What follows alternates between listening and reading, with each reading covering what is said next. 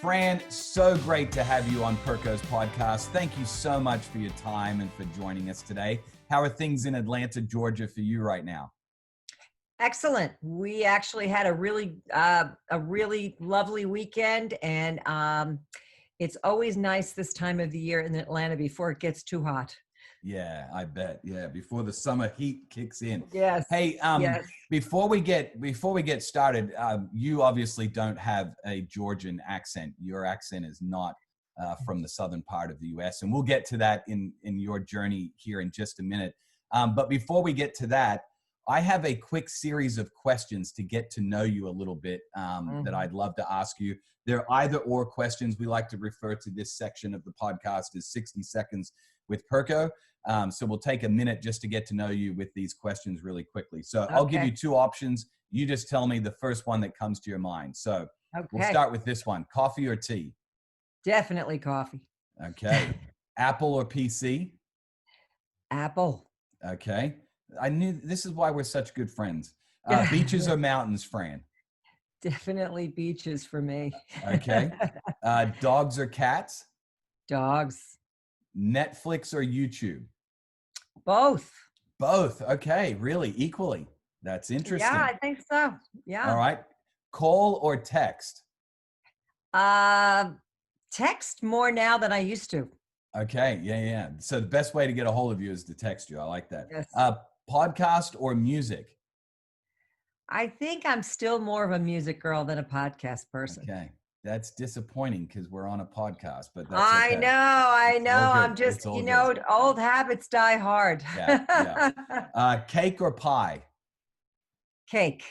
Yeah. What's worse for you, laundry or doing the dishes? I don't mind either one, but I'll take dishes as the worst. Yeah. Hamburger or taco? Definitely hamburger. Yeah. And tell me your favorite burger joint in Atlanta. What's your number one?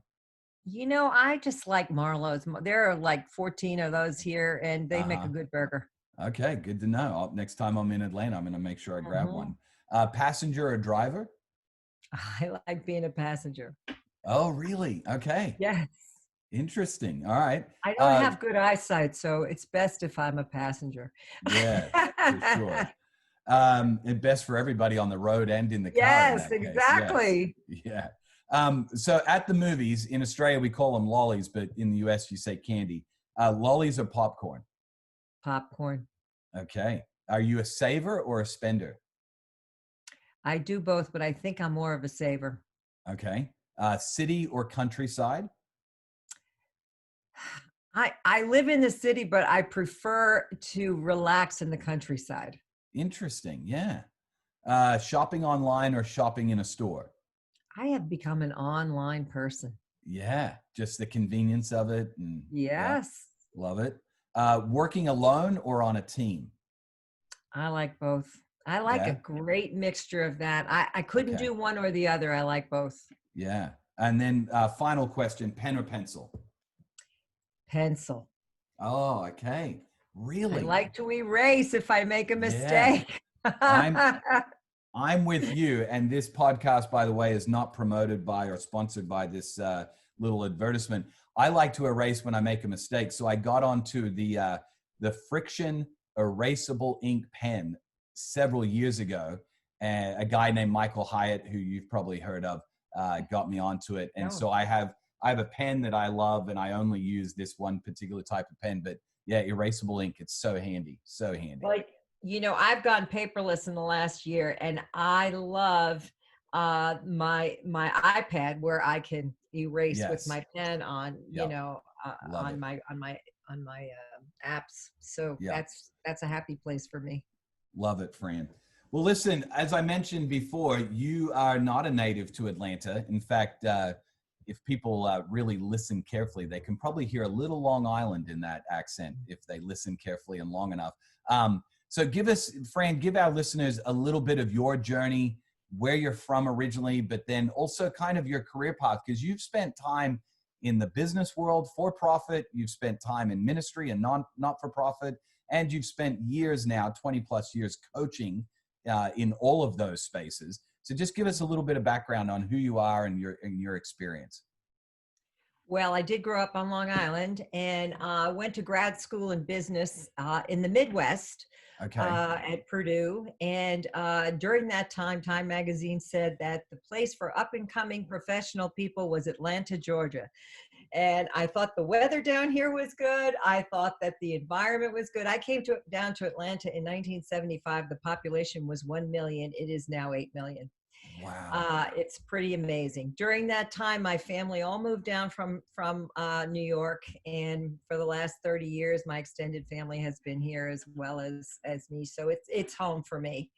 And I've loved living here. I've loved seeing it grow. At Alpharetta, Georgia, which is the northern suburb of Atlanta, where I live, has become a technological hub of the Southeast. So we have a lot going on. Yeah. And I love the weather. I love the proximity with the airlines to get on planes and go anywhere with Atlanta being the largest airport. So it's just been a good place for me and my family. Yeah, that's fantastic. So tell us a little bit, Fran, of your business and ministry experience, because I know you've got a bit of both. What did that journey look like? Well, it's interesting because I grew up several decades ago, and in the early days of the women's movement, I was very impacted by that. And I was very impacted. I was not a believer until I was 27. So in those early days, I was very socially impacted. Yeah. And I just believed that women could do a lot of things. So that's how I wound up in business school. In business school in those days, there were 2% women. Now it's more than half. Yes. But I was always business minded. My mother tells me I was counting my money when I was 4 years old. I have no idea if that's true, but she does use that. And I always enjoyed business and worked for several large companies over a 20-year period of time. And I enjoyed it, but it just didn't make my heart sing. And I got introduced to the world of coaching. And a friend of mine just said, Fran, you should be just a coach. That's just who you are. I said, I don't even know what it is. And I went online and I was one of the first people that really got involved in some of the training and everything. And then as I was doing that, I knew Bill Willits at North Point and a guy named Boyd Bailey, who was very involved with Crown Ministries, because I was doing a lot of work in the church with people with managing their money and stuff before Dave Ramsey, when it was Howard Dayton and Ron Blue. I actually worked for Ron Blue for 6 years, but anyway, was working there. And then Bill and Andy Stanley asked me if I would come on staff at North Point. And I said, I don't do church. I'm a businesswoman. And they said, well, that's why we want you. We want you to really help women see themselves as leaders. Yeah. And I stayed there part-time while I started my coaching practice, which is what they really, in fact, Andy said, just do it for a year. Yeah. And got to start my coaching practice. The people at North Point really embraced coaching while I was there. And I was able to build a full-time practice. And by the time I left North Point, I was a full-time director of women's ministry and women's community groups, as we called it, and a full-time coach. And I needed a break. But I loved both of them so much that I couldn't think of even really saying one or the other. But I really feel like because I have business background and because I have ministry background, I really can offer something unusual as a coach. The other thing that happened while I was doing that was there was a startup ministry called Ministry Ventures that helped new ministries get started. And it was run by a venture capitalist and a couple of other people.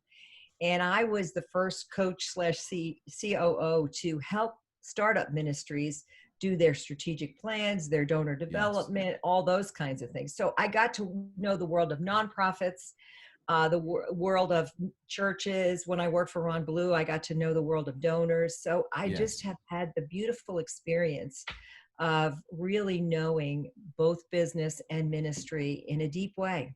Yeah. No, that's fantastic.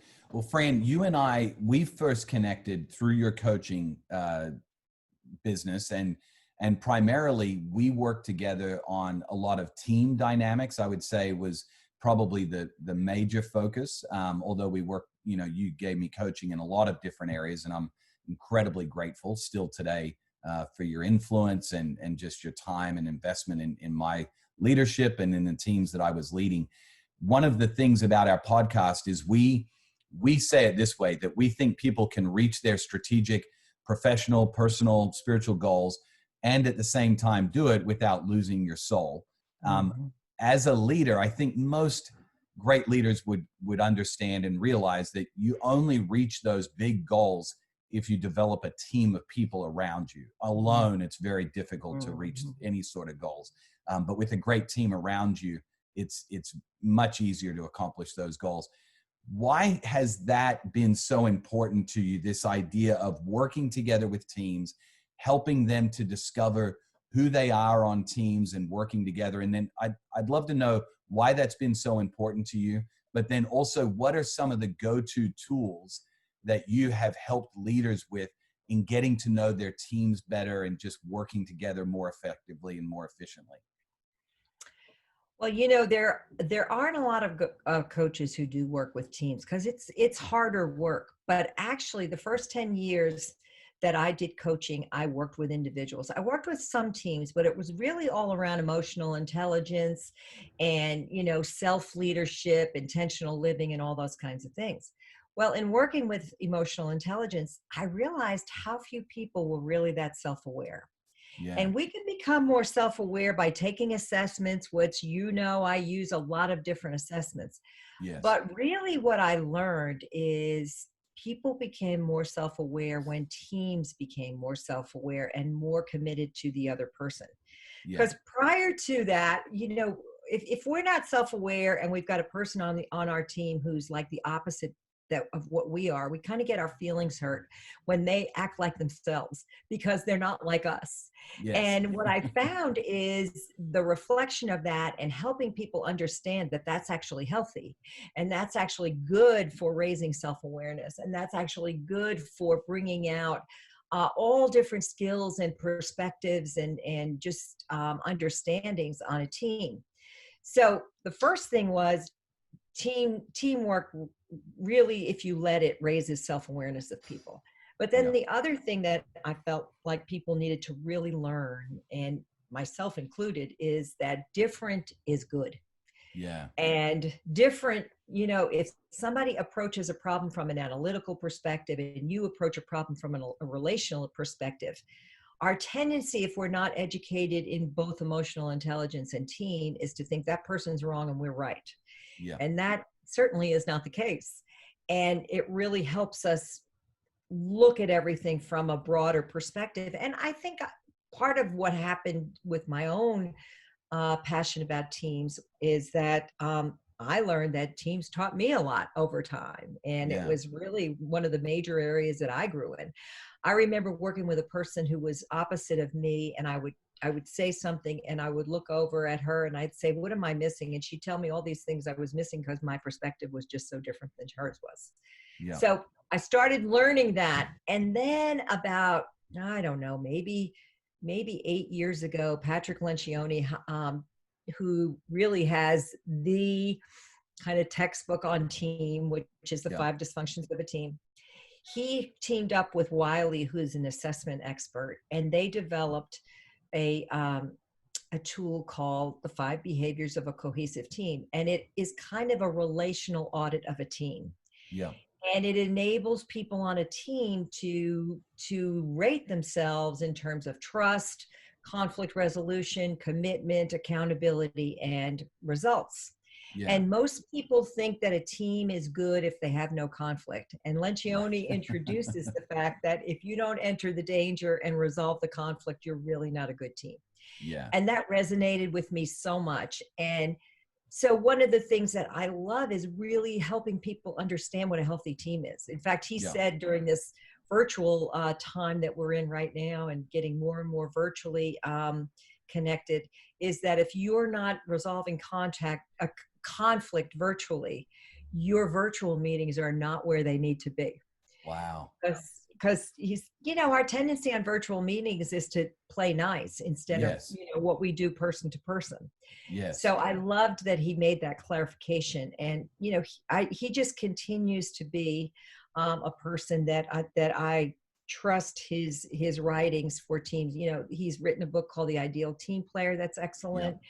He just wrote The Motive, which really talks about leaders who, you know, what motivates them. So I use a lot of his information as I work with both secular and ministry type teams. Yeah. And everybody loves his work because it's short and it's very clear. Mm-hmm. And they love the assessment because it gives them something to really tangibly look at that analyzes what their team needs to do to be better. It sounds like to me, Fran, that assessment that you're talking about, the 5 behaviors assessment, really takes his teachings and helps you contextualize it to your specific situation. Would that be true? It is true. And the other thing that assessment does, which a lot of people don't like about the book, The 5 Dysfunctions of a Team, is it takes those behaviors and puts them in a positive perspective. Instead of the 5 dysfunctions, it's the 5 behaviors of a cohesive team. Yes. So it really gives people kind of a prescription of what they need to do to be that cohesive team. It's almost some goals and things to aspire to and to work towards as a team, as opposed to just pointing out all the faults and failures and really no game plan to which you could go about creating a healthier situation that you're leading. So Fran, in this 5 behaviors, and there are so many different tools out there for self-awareness, emotional intelligence, to become, you know, more aware of your personality types, your wiring. I know you and I would say I am, and I think you are as well, a little bit of an assessment junkie. We like to try them out all and get better understanding of ourselves and the teams that we're working on. What have you seen across the board? You know, one of the most popular right now or spoken about is the Enneagram. You've got Right Path, you've got Myers-Briggs, DISC assessment. What have you seen to be the most widely used? And does Lencioni use one that kind of ties into some of his tools and assessments that you have found helpful? Mm-hmm. First of all, what I see that's most widely used is DISC. Okay. And it's because it's been around a long time. There are many, many providers of DISC. Some of them are actually better in terms of their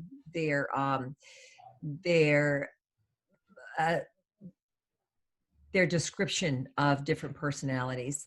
Another one that I find is really widely used is StrengthsFinder. Yes. And I think those 2 are the most used. Now, organizations that might be around a while that have more mature people, some of them use Myers-Briggs. And Lencioni actually, you know, he talks about Myers-Briggs. I find it to be a good relational tool. I don't find it to be as helpful in an organization. Okay. I use Right Path, which I think is really clarifying in terms of business terminology. Enneagram is helpful. I like to suggest that people use try a different assessment tool every year. Okay. Take it for a year, learn it, understand it, get out of it the self-awareness that you need to, because each one of them gives some new perspective. Yes. And I think that it's helpful, but I like to, the issue is if you go in an organization and you start doing work with the organization, you don't finish it in a year. Yes. So you have to choose a tool that is going to be relevant and it needs to work for a lot of people, and it can't be too expensive. That's the other thing. So DISC is very reasonable. With Lencioni's tool on the 5 behaviors, it includes both a team assessment and an individual assessment before you talk about some of the conflicts. And he gives you the option of using DISC or Myers-Briggs. Okay. So yeah, you get the both.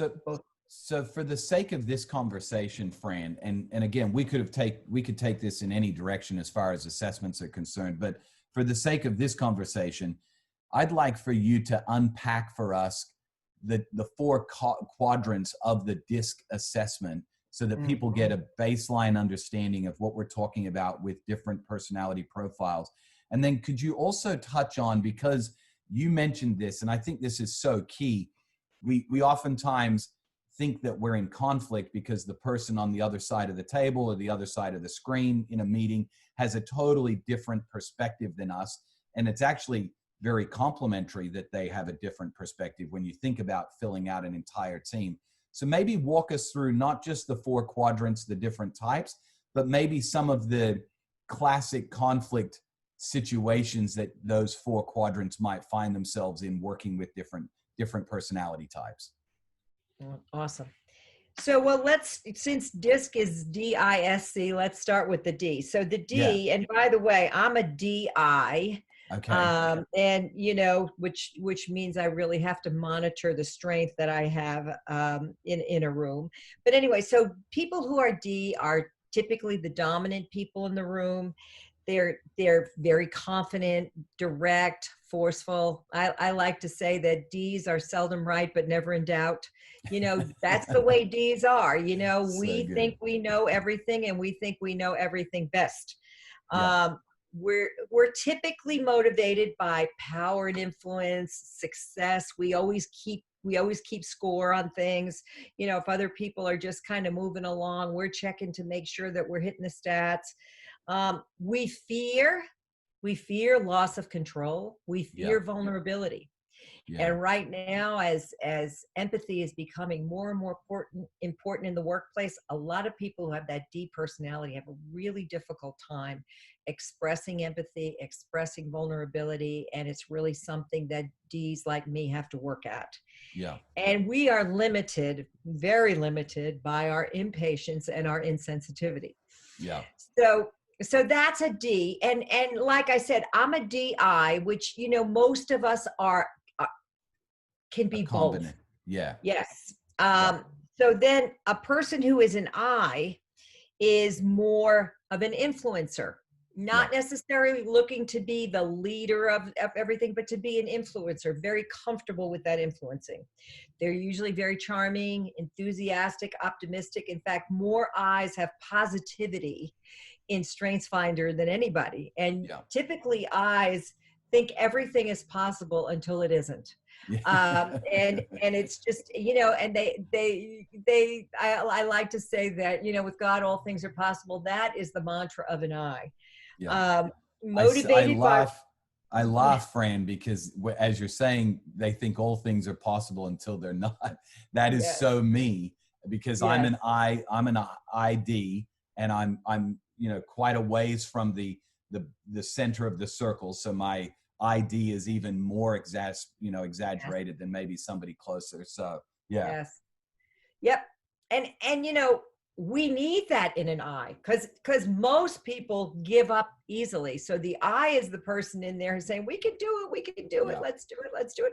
So we need that. And it, just like in any strength, a strength can become a weakness if we overuse it. So and Jason was just talking about where he is on the circle of where we look at the team profile of DISC. The further out you are, the more inflexible, or the stronger you are in that trait. The more you are toward the middle in the way that they describe it, the more flexible you are. So that's something that I think knowing the DISC really helps.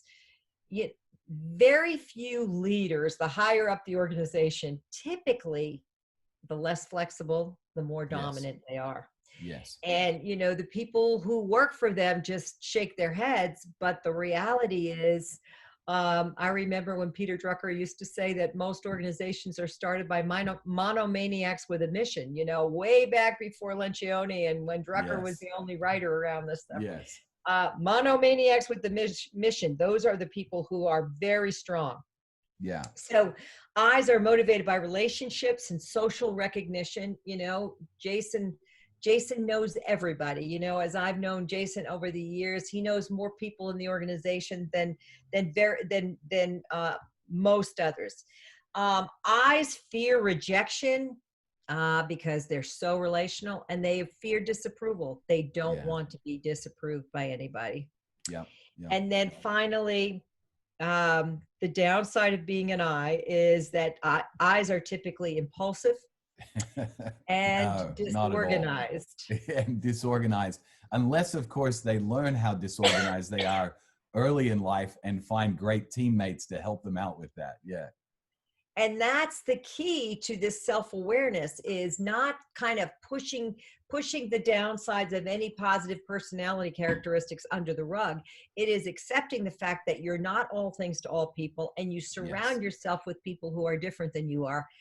But I find that that has nothing to do with age and experience. It has to do with intentionality and emotional intelligence. Yes. Because it's really hard for most people to accept their weaknesses, and there's so much freedom in it. And what I find is the stronger personalities, actually their weaknesses are much more, we're much more aware of them, because we get hurt by them so much more than if we're flexible. If we're flexible, we can kind of work around them. Yeah. Yep. Okay. So the S. Yeah. The S is steady. So people who are steady are usually the best people to have in a room. You know, they're patient, they're humble, they're usually the best team players on the team. Everybody wants the S's on their team. They're motivated by the good stuff: sincerity, cooperation, and helping others. They're very other focused. They fear, though. Their fears are big fears. They fear change. They fear disharmony, so they don't enter into conflict. And they really fear offending others. So they're not going to say anything that they think in the least bit is offensive. Yes. They're limited by avoiding that change, avoiding conflict as well, and indecisiveness. So if you're an S, you know, you're like the glue of the organization. But on the other hand, when things that look like they're a little bit gray or they're a little bit scary, the S is usually the last person to adopt. Yeah. Yeah. In the marketing terms, they're early adopters and late adopters. An S would be a late adopter. A D would be an early adopter. Okay. And then the C is compliant. And these are the folks that are very analytical. They're usually quiet. They're thinking through all the details in their brain. And they tend to be skeptical, and they're skeptical because most people don't care about the details. And probably the term "the devil's in the details" was penned by a compliant or a C personality. Yeah. They're motivated by being right. Yeah. They're motivated by maintaining quality, and they love to gain knowledge. You know, in the old days in organizations, they used to say knowledge is power. C's love that, you know, because they love amassing knowledge. They fear criticism, poor quality. They hate poor quality. And they really, really don't like being wrong. You know, for the most part, the person you're going to get the biggest resistance to, I'm right and that's it, is going to be a C personality. Yeah. And because of that, they're overly critical of somebody else. They tend to push somebody's criticism of them onto the other by one-upping. That's a typical C. That's the downside of the C. Yeah. Yeah. They may overanalyze and move too slowly, and they may isolate themselves. But every organization really needs C's, because the C's are the ones that say, hey, I was thinking, did we consider so-and-so? And that so-and-so is what changes the decision, because it's really not evident, but it's important. Yes, absolutely. They're the conscientious ones that really check all the details, check all the boxes before we move ahead with something. And quite frankly, can keep you out of trouble oftentimes. That the I in me and the D, you know, just doesn't see the trouble coming because we don't check all the boxes. Yeah. Yeah. So Fran, go ahead. Every organization needs all of these, and the good teams, the best teams. I'm sorry, I didn't mean to cut you off, Jason. No, go ahead. But the best teams have representatives of all of these. Yes. And if a D and D's and I's especially have the tendency to hire people like them. Yeah. And C's and S's kind of know more that they're not going to be the one that carries the flag and leads the charge. So they don't have to have people around them, but typically they're not in the place where they get to make that decision. Yes. So Fran, a great team is going to have a variety of people on it that complement one another. Right. The problem comes, I've found in my experience, is that great leaders say, hey, I need a complementary team.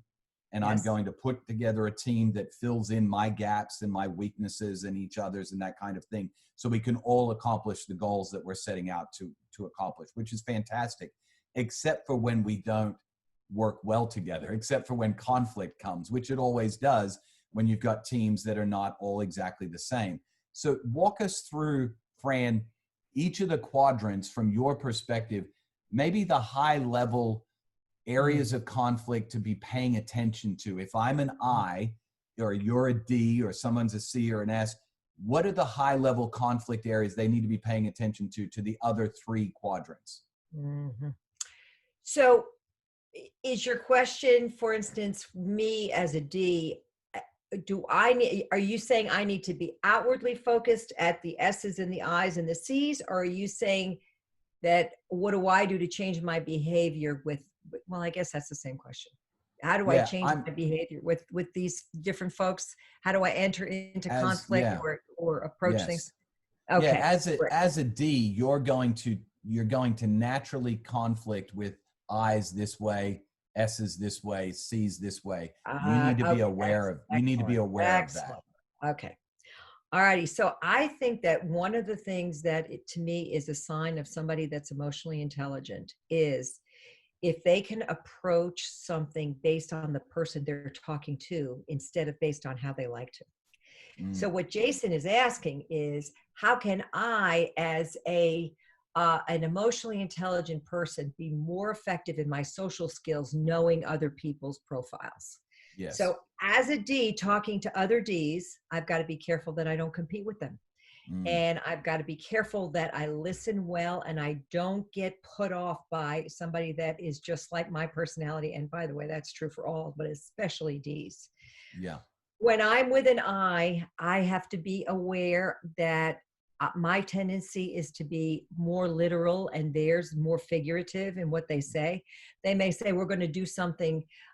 Yes, we're going to do that. And I'm thinking in my head as a D that's pushing on the project and realizing that the project might have an end date of next week.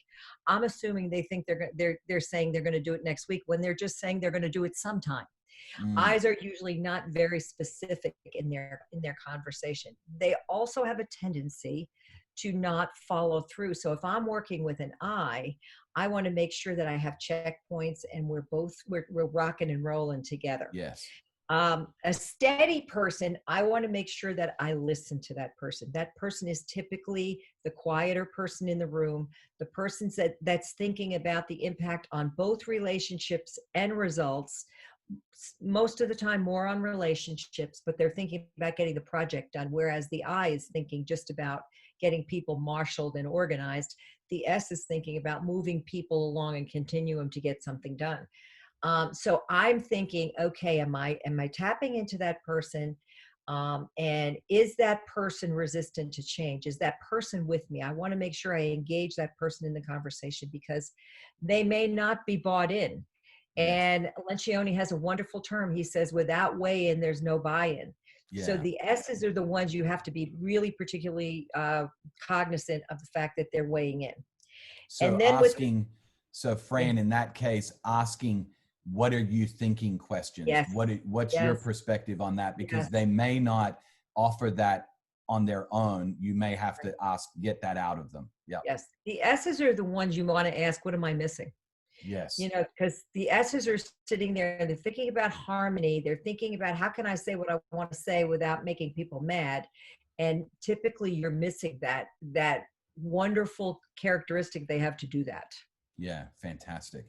Okay. And then with the C's, I want to make sure I'm not missing any details. And, I'm always missing details as a DI. And I want to keep the C's on a higher level detail when everybody's in the room. So I'm making sure they're not just overpowering the room with details before we're ready. A lot of times what I find is that C's are the ones that people perceive are the wet blankets. So I want to bring them in at the right time, and I want to bring them in when their information is really relevant. Yeah. And I want to acknowledge how important that information has been for the project, because C's do a lot of hard work to get to the place they're in. Yeah. So we're getting a really good understanding, I feel like, Fran, of each of the quadrants, what their strengths are and they bring to the table. And you've just kind of leveraged a D and how they can lead best. Walk us through the I, the S and the C. If they find themselves in a leadership role, what do they need to be paying attention to? And by the way, the new assessment tool that I told you about that Wiley worked on with Lencioni and his team actually gives you all of this throughout the tool. Once they introduce it, it's so awesome. And it's, it's like this 25-page document that people can refer to on their own. But eyes are, leaders in positivity, leaders in getting everybody excited and enthusiastic. They keep the momentum going. So an I wants to engage a D because the I will get things started and the D will get things finished. Yes. The D makes sure everything goes, gets done. The I makes sure everything gets started a lot of times. Yeah. Now D's do that as well, but the I really gets everybody engaged more than the D does. Yeah. And the I personality, and Jason, you come in because you're such an emotionally intelligent I. The other thing about I's is that they keep the momentum going on a project. You know how to keep everybody engaged. Yeah. Why don't you tell everybody how you do that? Because you're so good at it. Well, I tend to lean into one of my huge values of making it fun, because for me anyway, if it's not fun, then I think people they run out of steam and they lose momentum, all of those kinds of things. So, when I'm working on a project, I'm always thinking about, are we feeding these people with something that they're really going to enjoy? So if it's a project that's lasting all day, I'm making sure that, hey, we got great snacks in the morning. We got a great lunch coming. We got a great snack bar happening this afternoon. We can push this project through to the end because we're going to make it fun while we get some work done. So I think leaning into that enthusiasm also then plays out in how you're encouraging and kind of, enthusiastically cheering people on as we complete the project. But I don't always have, Fran, the game plan to be able to pull off all of those things, or the detail-orientated nature to pull off the great snack bar, the great luncheon, the great whatever. So that's where I have to lean into the S's in my world to say, hey, can you help me? I've got this idea, but to pull it off, I need your help to actually execute the idea. Which you bring up in describing that, you remind me that I's are usually the best collaborators. They usually see the value in every person. D's not necessarily. D's like to work alone. In fact, D's would prefer to get everything done themselves and not even care about everybody else there. With a D without an I. Yeah. But yes, you love the collaboration. S's. Now, you with an S, that the S is relational in a detailed kind of way. The S is going to make sure everybody feels good. Yeah. You kind of have a radar with that as an I, but an I is better at working a room. An S is better at the one-on-one. So the S might see that somebody lost enthusiasm before you did. You might see it first too, depending upon how much S you have in you. But S's are usually the ones that really make sure the harmony is in the room and you lean into that. But the S's also are much more detail-oriented and relational. You find it easier to work with an S than you do with a C, because a C is so detail-oriented and so into the statistics and all that, and you really don't care about the statistics unless they relate to the people. Yes. S's put those two things together much better. So S's are they're easier for you, but S's still are not as detail-oriented as the C's are. Yeah. And the C's are the people that really make sure that the analysis is done. They may not even appreciate the fun. They may not engage in the fun. They might, because they're just sitting there thinking, oh, he's wasting time. We're into quality, we're into efficiency, we're into all these things. C's are into all of those.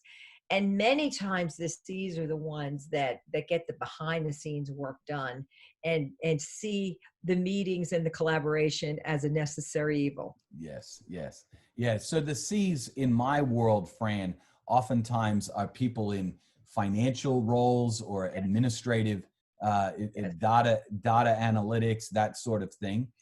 I see the value of what they bring to the table, Yes. incredibly, high value that they bring to the Yes. table, because without the data, without the reports and things, we can't make good decisions.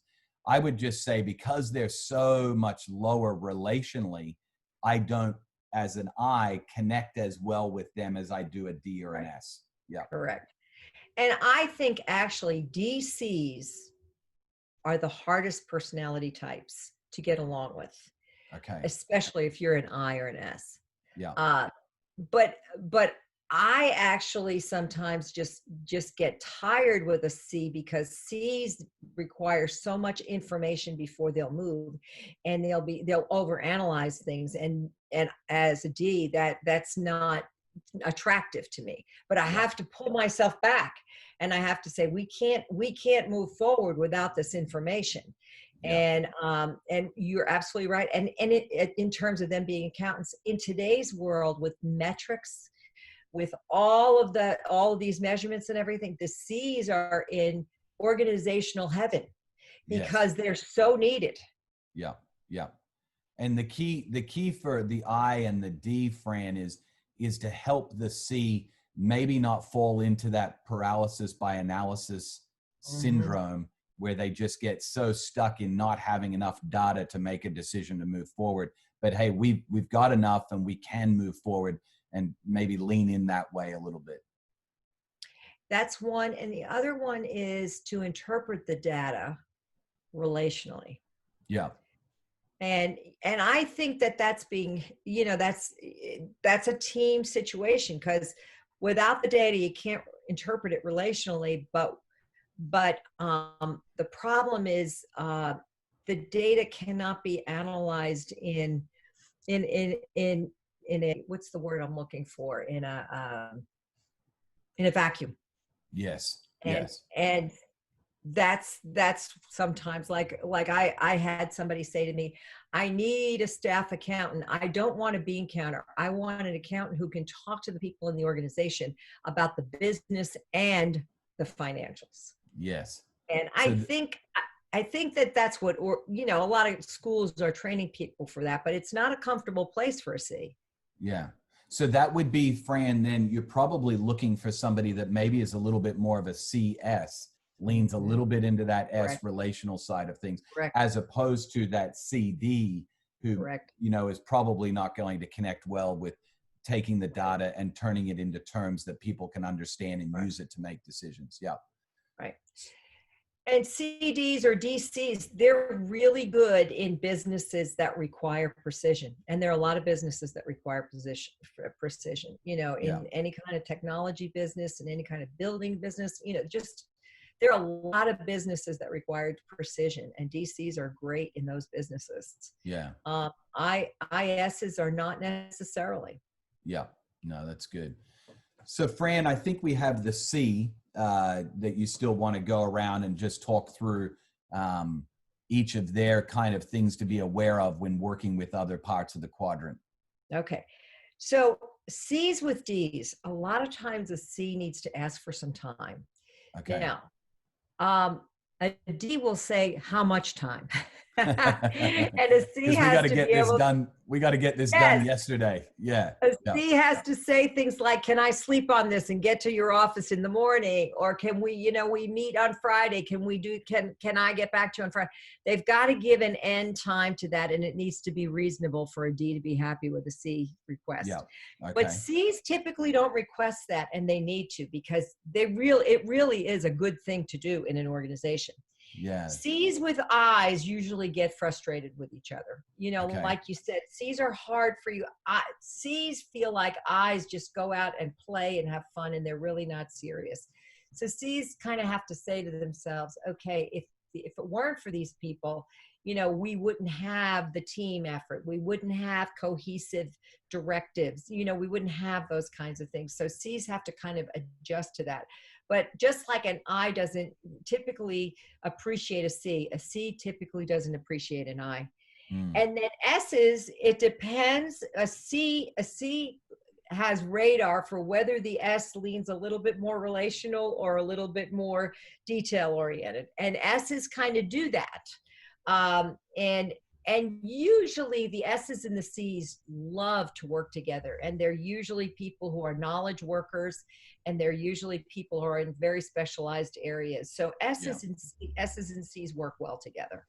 So Fran, would you say when you're looking at the quadrant that the personality type across diagonally from you is going to be the one that you need to pay attention to the most, because it's going to be the one that comes least naturally to you to Correct. Understand and to also respect what they bring to the table, to pay attention to those people? Yes. And because as you're talking about the quadrants, the people who are the I's and the D's on the top of the quadrant, they love to move fast. Yes. The people who are the S's and C's like to move slowly. Yeah. So, appreciating that and say, you can make a joke out of it. That's why I love when an organization uses this for a language, a common language, because, the C can say, hey, you're asking me to move a little too quickly. I can't process this. And of course, everybody in the room knows that C is the smartest person in the room. So right. they know that, and it's the same thing when you cut the quadrant down the middle. The people who are on the left are much more detail oriented, and the people who are on the right, the D's and the I's, are much more relationally oriented. Yes. So matching those two tensions is the fodder for emotional intelligence and getting good teamwork and all of that. Yeah. And at the end of the day, as leaders, Fran, if we want to reach our professional, personal goals, team goals, whatever, it's really the team that learns to work together in harmony and leverage each other's strengths and weaknesses and complement each other. They're the ones that are going to get to those goals probably more effectively, more efficiently over time. Absolutely. And the higher up the organization, the more important emotional intelligence is, and the ability to understand this, the ability to understand yourself with self-awareness, and the ability to have social skill with others. The higher up the organization, the more important it is. No, it's fantastic. So let's shift gears slightly, Fran, because the podcast is all about helping people and helping leaders reach their goals, and team is a big part of that. And I think we've covered some things that are incredibly helpful when it comes to leveraging your team's strengths and weaknesses and so on. But the other part of our podcast, we say it this way, that we want to help leaders reach their goals without losing their souls. And I would love for you to speak into each of the 4 quadrants, again, leveraging the DISC assessment and that tool. Although I before we move on, I want to catch something you said a moment ago. You talked about teams having common language. And I think a key to that is saying, as a team, we're going to pick a tool, whether it's DISC or any number of the other ones, and we're going to really lean into this one so we have common language, and we're not speaking numbers out of Enneagram and the other person on the other side of the room speaking letters out of the DISC profile, and we don't know each other's language. So I think that's really key. So could you take the DISC assessment or the DISC profile and walk us through, on the other half of our podcast, we talk about not losing our soul. Walk us through some of the challenges and also some of the real strengths of each of the quadrants, each of the profiles, as it relates to this idea of caring for our souls, tending to the garden of our inner life, and what are things that each one of the profiles may need to pay attention to that is going to be a hurdle naturally, and what are some things that they should lean into because they're going to have those things naturally come to them. Well, of course, no matter what personality we are, we need to be self-leaders, and we need to be in the Word each day.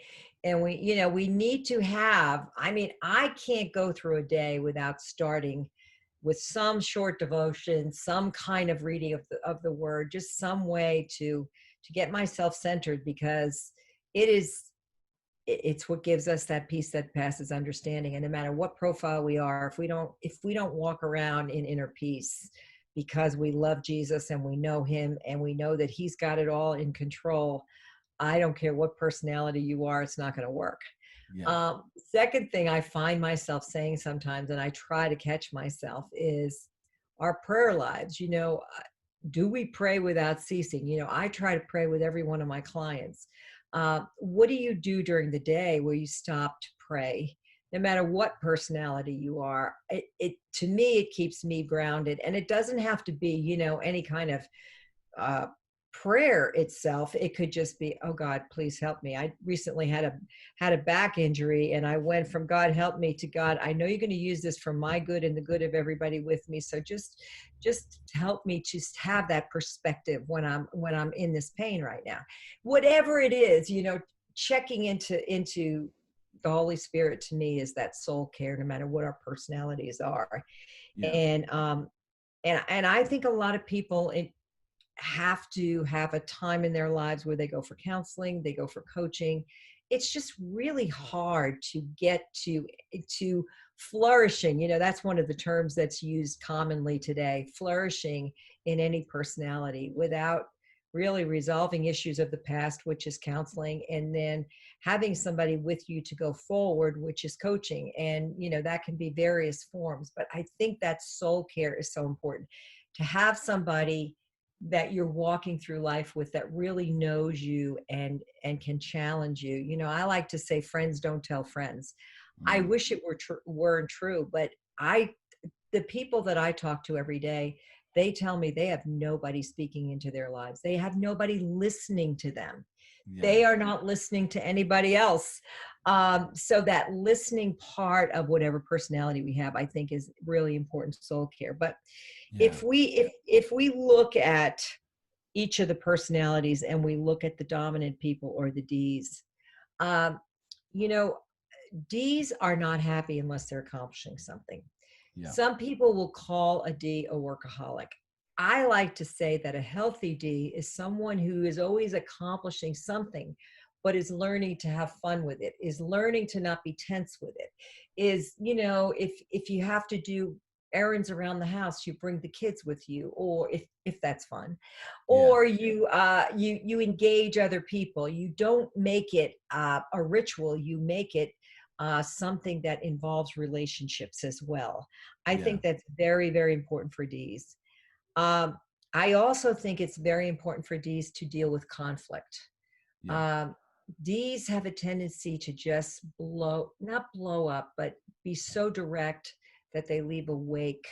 They're not safe necessarily. Ds tend to be not so safe. Yeah. And to really learn how to deal with conflict and go toward the goal rather than blame, stay on the issue rather than, the rabbit trails, and really try to come with some kind of a harmonious relationships. Putting relationships as important as results is soul care for a D. Yeah, that is so good. Putting relationships as important as results is their soul care. That's so good. So good. What about the I's? Yes. So the I's, I think that I's love, as you say, to have fun. You're so good at making relational deposits. You don't have to think about making relational deposits. You're good at that. You're good at figuring out how to keep the family together and the team together through the fun kinds of things. But sometimes I's need to be aware that results are important as relationships. Yes. With D's, relationships are important as results.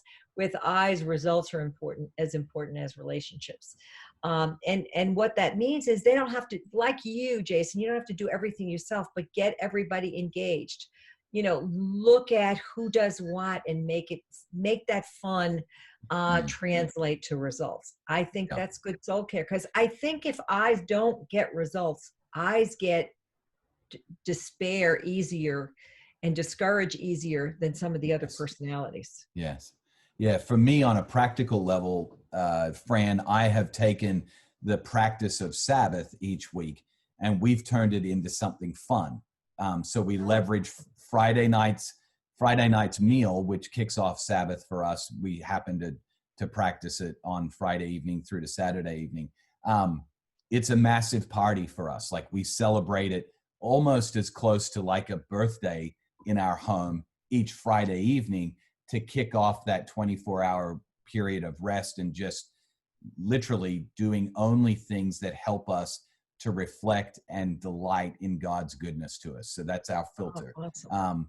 But that's the I leaning into one of their strengths that then helps it not become some sort of duty that they have to accomplish every Friday night, but something they can really enjoy as a team. Yeah. So do you have any D children? You know, I do have, I have one who I would say is probably, they got quite a bit of I though as well, Fran. Yeah. Yeah. I was just wondering if it was harder for the D to engage in that initially than it was for the others. So the one child that I would say is least engaging in it is probably more of a CS in that, Okay. or an SC. Oh, okay. Yep. Okay. Gotcha. Gotcha. Yep. Because D's, you know, for a D to engage in something like that would be a major self-regulation. Yep. Yep. A good thing for the D. Sure. But if you had a D child, you'd have to have something accomplished in that 24-hour time frame. Yes. Yes. And for them to know that, hey, we've checked off 3 things, activities that allowed us to delight in God's goodness, they feel like they accomplished Sabbath well. As long as you could quantify 1 or 2 of those things, the D would be happy. Yeah. Yeah. I love it. Okay. So the S's, you know, S's are so naturally kind and generous and, you know, naturally grateful, naturally patient. In fact, probably too patient. S's probably have a tendency more to instead of to support and encourage people to do better, they have a tendency to enable. Yes. And so what you want with an S is, you know, in terms of soul care, is to be really aware that they're not caring for people who need to do things on their own that they need to do, that they're caring for them, not taking over for them. Okay. And I think in terms of soul care and the personality of an S, it really is to make sure that they consider themselves as important as other people. Yeah. Yeah. No, that's so good. So good. Yeah. Because they will tend to take the back seat.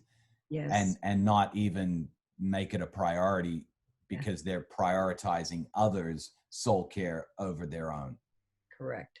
Yeah. Correct. No, that's good. So then C's, the conscientious C's, you know, they're natural planners. You know, if you have a C in the family, you want them to plan the party. You want them to plan everything that, you know, so everything goes without a hitch. Yeah. And they're so good at that. But on the other hand, I think the best thing for soul care for a C, this isn't something that I've read anywhere, but I do think it is to realize that it's more important to be kind than to be right. It's a C, a really strong C, really, you know, some of us want to be liked and some of us want to be right. Yeah. You know, the C, the S's in this and the I's want to be liked. The D's and the C's want to be right. For a C to give that up, the soul care is, you know what? This is not a hill worth dying on. This is not anything that's that important. Why am I, you know, going to the mat on something that's inconsequential? Or why do I have to be the smartest person in the room? You know, soul care for a C is more of, I'm one of the team. I'm here. I don't have to be the smartest person in the room. I can think about other people and I don't have to think about stats and things like that. Yeah. So it sounds to me, Fran, that a big piece of this soul care for every single personality type is this concept, this theme of surrender, which just says, I surrender. I am who I am. God has uniquely wired me. He didn't make a mistake. He wired me this way. and I surrender that to him, and I surrender to others as it relates to that. I love that. Go ahead. Go ahead. And you know what I've learned over the years from my own surrendering process is, if I don't surrender, I cannot be mindful of other people's needs. If I'm unsurrendered, I'm just thinking about my needs, and I'm a bundle of needs all the time. Yeah. But if I surrender, I can study that other person, and I can be, I could be locked into that other person to where I don't have to have what I want. I want to help them have what they want. Yeah, that's powerful. That is powerful. And that's the kind of team that I think anybody would want to sign up to be working on, is a team that really is looking out for the best interest of others instead of themselves. So Fran, you've worked with hundreds, even thousands of leaders over the years, and you obviously see as a leader yourself the need for practicing rhythms and soul care practices for yourself as a leader. Talk to us about some of the common practices you've seen in the hundreds, even thousands of leaders that you've worked with, some of the, maybe the themes of soul care practices that you've seen to be effective. And then even for yourself personally, you kind of alluded to some before about prayer and devotional at the beginning of the day, but just give us some insight into what you've seen and experienced when working with so many leaders. I think that, there have been many leaders have said, what's the most important quality? What's the most important skill that a person needs to have? And people who are very learned of this will tell you that the most important attribute that a person needs to have to be the strongest leader is self-awareness. So growing in self-awareness is a lifelong pursuit. I mean, I've been at this for 25 years, because 3 years before I became a coach, I was coached. And during that time was when I began the journey of self-awareness. What are my triggers? What makes me happy? What are my goals? What derails me? What are the things in life that I want to be known for as my legacy? Just that whole self-awareness, because then of course that generates our behaviors. But I think a leader growing in self-awareness is a very important part of that. I think in terms of leaders, and especially pastors, allowing yourself to be human and make mistakes and not expect yourself to be sinless, and a perfect example to everyone, because people don't believe it anyway. But I find that a lot of pastors that I work with, that they have to let go of that more than they even realize it. I think another thing that is big is avoiding isolation. I think the higher up any organization we go, the more people that we have influence over, our tendency is to isolate more. And I just think that the more we have technology, the more we have entertainment in our own homes, the more we, the bigger houses we have or whatever, we tend to isolate more. And then the other thing that I mentioned earlier is being open to counseling and coaching. The people I find that say they don't need it are the people that need it the most. And those are the areas that I think I see just in general that we all need to do, and especially pastors and leaders of organizations. I think, Fran, and I was just confirming the quote and who quoted it. I think it was Calvin who said, it's really impossible to truly know God unless you truly know yourself. Right. And this self-awareness thing in connection with soul care is so important, because in order to know God, you have to first know oneself in order to be able to really have a relationship with God. It's almost impossible in a sense to not know yourself well and be able to know what your relationship with God would look like. Any thoughts on that? I have a big thought on that, because, the great commandment, love God and love others as yourself. I find that if we don't love ourselves, we can't do the other things, and if we forget that little part of that verse, we say, love God and love others. We leave that off. Yes. As yourself. And, in the coaching world, we have a term that we say, you can't give what you don't have.